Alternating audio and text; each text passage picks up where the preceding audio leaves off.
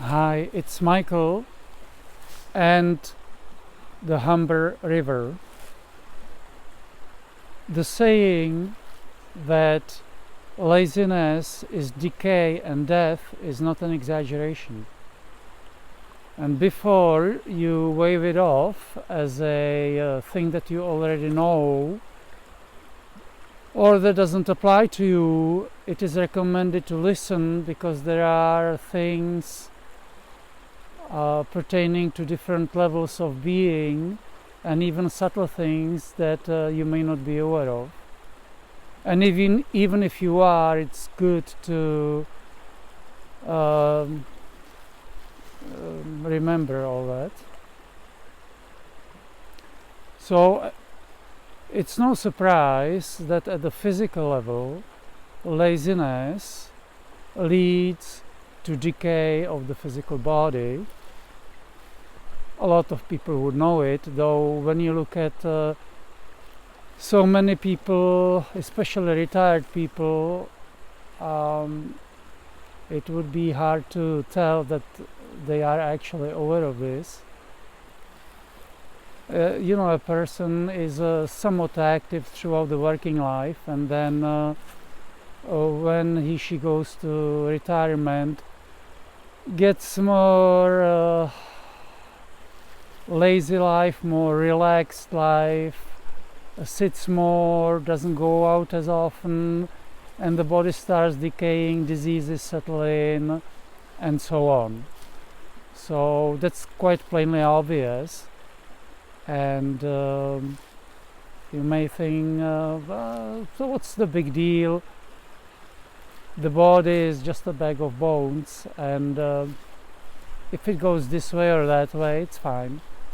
Well, then into this plug the energy and spiritual levels that may completely change the view of this thing.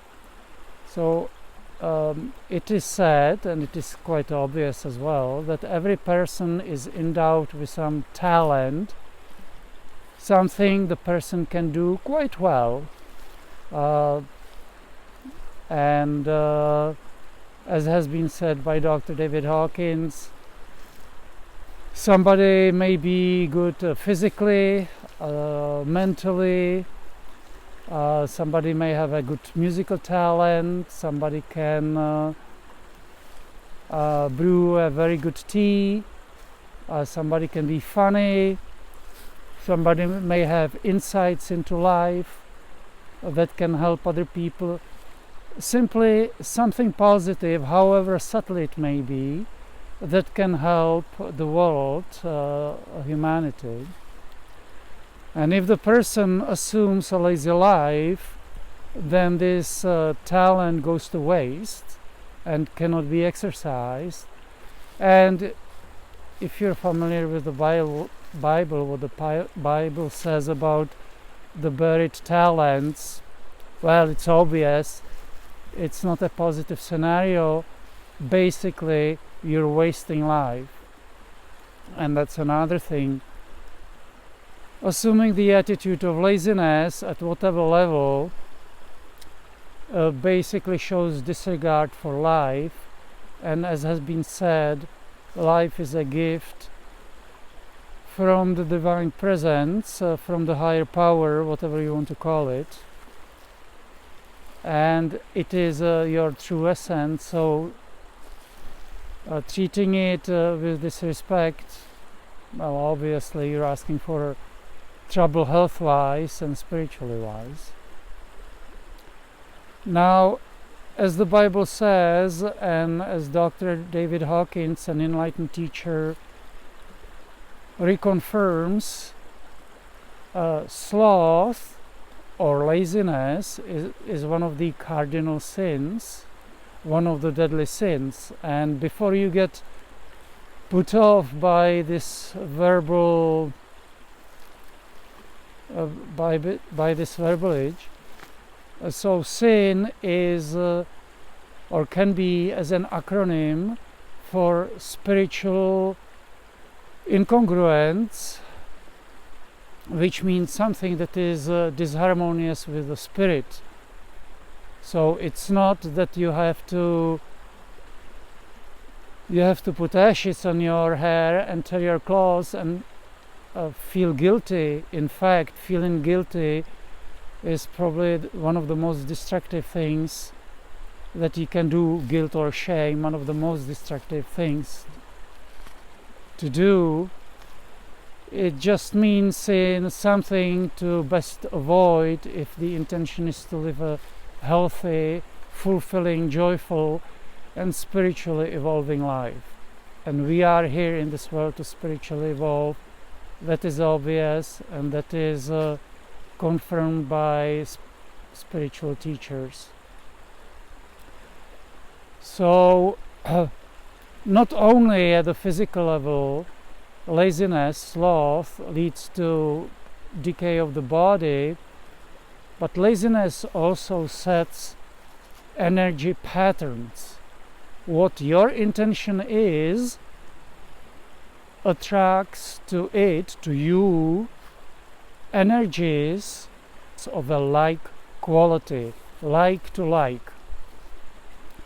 So if you get lazy, then it attracts to you energies that resonate to the energy level of laziness, which is below the level of integrity, which means in the negative, destructive, life unsupporting way, and that can and does start attracting to you other negative stuff like potential diseases, accidents, negative people, negative synchronicity and stuff like that, things best to avoid. And so that's the energy part of it. Like attracts like. So the attitude of laziness attracts the energies that resonate to laziness, which is negative, destructive energies. Energies that also hate all positivity, that hate true love, and so on. Not a place to go to. Now, at the spiritual level, this ties to the spiritual level, obviously. So, why to attract this negative energy to your life? What's the point of that? You can get stuck spiritually, and in fact, if you assume the attitude of laziness, you do get stuck spiritually, and it opens you to negative energies, as already mentioned, and even to the negative energies within you, so to speak, or around you in your universe, and that can bring you down further. You can devolve. So the consequences of laziness, of sloth, can be, and indeed are, quite unpleasant, painful, suffering, possible diseases, development, and in the case of spiritual energy affections, it can take beyond your current incarnation to get out of it. So laziness can be quite subtle. When you say laziness, one can easily imagine a couch potato vegetating on a couch. That's a very easy and obvious example, but there are more subtle examples. For example, and one of the examples that can be taken from this life is one of the best help in improving one's health is chiropractic healthcare. And of course, this person, the speaker, undertakes regular and frequent chiropractic healthcare. But there are people around this person that when offered a coupon for chiropractic visit that offers significant discount, they say, okay, I'll have a look at it, or I'll try it, or something, but then nothing come out of it. Either they are lazy to go there, or it's a 20-minute drive, it's too far, or they have something else to do, there is a show on TV. That's part of laziness as well. So this ties into the truth that the Spirit, the Divine Presence, can see the whole picture. It can see where you are, what your state of health is, what your intentions are, and it's the same for everybody. And it knows what is needed for you to live a healthy life. So, because you do have a positive self, a positive part of you, you have a seed of positivity, regardless of what have you done in your life, as long as your intentions are at least somewhat positive. And this is the doorway for the Divine Presence to come to your life. It has to be invited, and to offer you ways out of suffering, out of pain, out of stuckness, out of poor health. And these ways out of it are often seemingly subtle, like somebody's suggestion or recommendation to visit a chiropractor.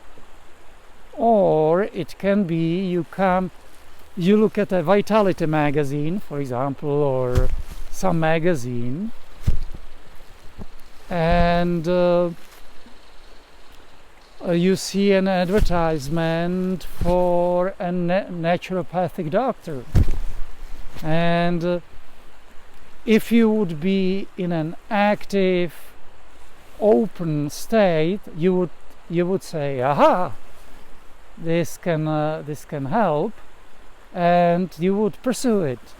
But if you're in a lazy state, you set the energy level of laziness, and you see these advertisement up, it goes over the top of your head, and you don't even register it. So, and then synchronicity of it snowballs into other things. You missed this turn, now you're on a different track, and health-wise it's a wrong track. It doesn't lead to good health. It leads to worse health, more suffering, and then your options to get out of it may be more and more limited, so it can snowball into a big deal. So it's important to be aware of this divine synchronicity, of this existential synchronicity that tries to bring to you as much as it can the most positive, the most abundant, the healthiest it can under the given circumstances, as it is invited, as it is allowed to your life. You have to invite it, you have to allow it to your life. It's not just in your saying, in your prayers, it's in your, especially in your intention and in your doing. Especially in your doing. If you say, I want to do it, or I will do it, and then you don't do it, or you dismiss it, your doing negates the seemingly positive saying that was beforehand. Now, it was already touched upon that older people, especially older people, it applies to all ages, but it's the most pronounced, the easiest to tell with older people, retired people. When they get lazy, then they start decaying in front of our eyes. You can see it. 1 year while still working, the person is chipper. A year later, the person may be dead, or maybe in a very, very sorry state. So good, active, reasonably active life is a must. Now this active life is at the physical level, which means the right activity. It's also at the spiritual level, which means accepting, trusting and respecting, honoring a higher power, however you want to call it, God, the true self, higher power, divine presence, whatever you want to call it, and also mental activity.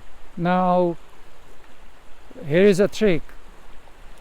Mental activity is good and important, as we can see in older people who are mentally active, yet at the same time there is a higher level to this than the mental activity, and that is meditativeness, meditations and contemplation.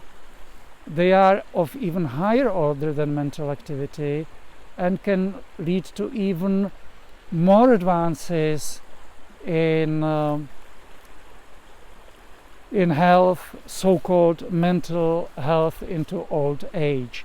And you can sometimes see people that are 100 years old and they still go for walks, they can still converse very nicely, they are still chipper.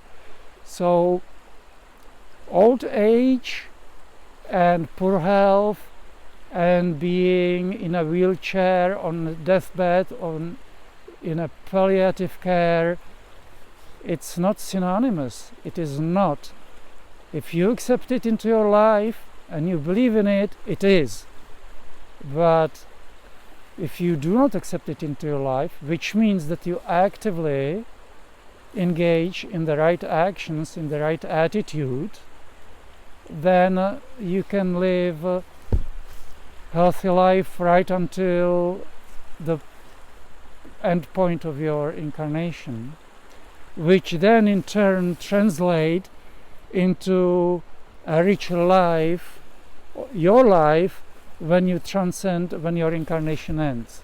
As Dr. David Hawkins said, your life as the soul, as the spirit, continues beyond the current incarnation. It continues along the same trajectory you set in this life. So if in this life you set a healthy trajectory, joyful, happy, that continues into your afterlife on the other side. If you set a trajectory of laziness, of decay, of stuckness, then that continues to the other side at low energy level, even possibly astral levels, which, as Dr. David Hawkins said, are so-called hells, no place to go, not recommended.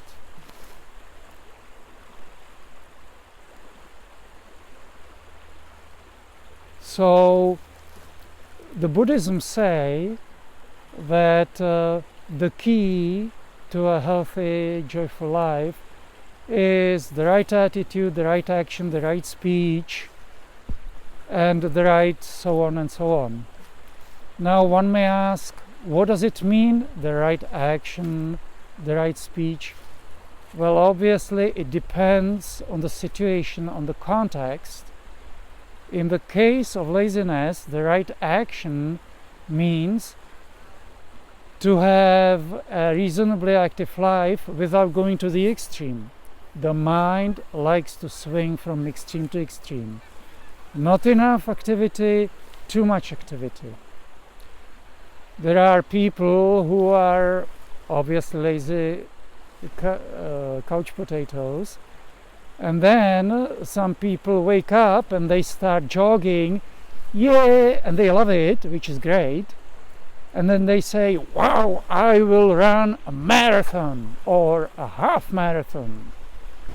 And then they go to the other extreme. The mind has a trouble staying in the middle. That's what the right action means, staying in the middle, as the Buddha is reported saying. Staying away from the extremes, go the middle way.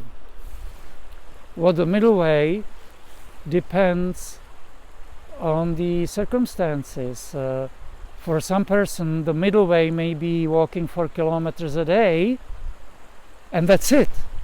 For another person, the middle way may have allowance for running 10 kilometers. The state of your fitness is not a way to discern what the right action, what the right activity is for you, because fitness and good health are not the same. It has been seen a person who every morning, even in winter, was jogging, running along the lake shore, probably at least 10k, maybe 20k. So good fitness, but the person looked like a zombie, so not healthy.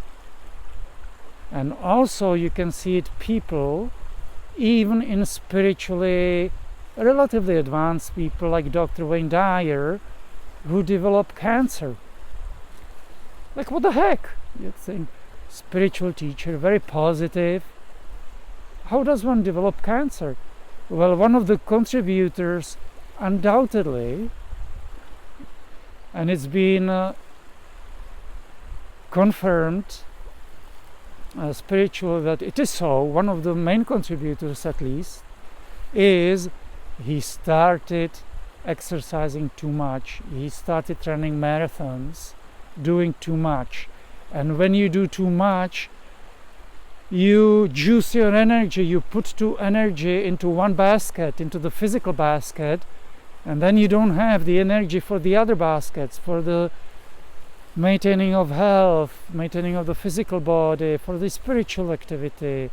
The amount of the energy you have available for your health is finite in this world. So one has to be careful. So one decent way to tell what the right action is for you is to visit a chiropractor. Finding a good chiropractor and having him or her assess the state of your body, your spine, the looseness, the tightness of your body. If your body is tight, if your spine is tight, if your muscles are tight, then a simple walk, 4 kilometers, 6 kilometers a day is probably enough. The doctor would undoubtedly recommend, advise what would be reasonable. Another way to tell, even more accurate, is to visit a doctor that performs neuro-emotional technique, NET, neuro-emotional technique, and have him or her test you for what your body says through muscle strength testing is the level of exercise that it's willing to handle in a healthy way. So for example, you can ask, you can say, my body is healthily able to handle running 10k, and you can test muscle strength. If your body goes weak, it's obviously false, and it's not able to do that. Anyway, using chiropractic to help you loosen up the body and neuro-emotional technique, NET, they are synergistic together, are a fantastic way to accelerate your health spiritually, emotionally, physically. And to find an NET practitioner, you can go to the website netmindbody, netmindbody.com, and there is a practitioner finder link on top, and you can use the interactive map to find a practitioner. And even traveling fairly long distances to one is very well worth it, because the answer that can be revealed through the work are priceless. Priceless. They can accelerate your healing, your evolvement like a rocket ship if used on a regular, frequent basis with the intention to evolve. And that's it for this talk. Michael out.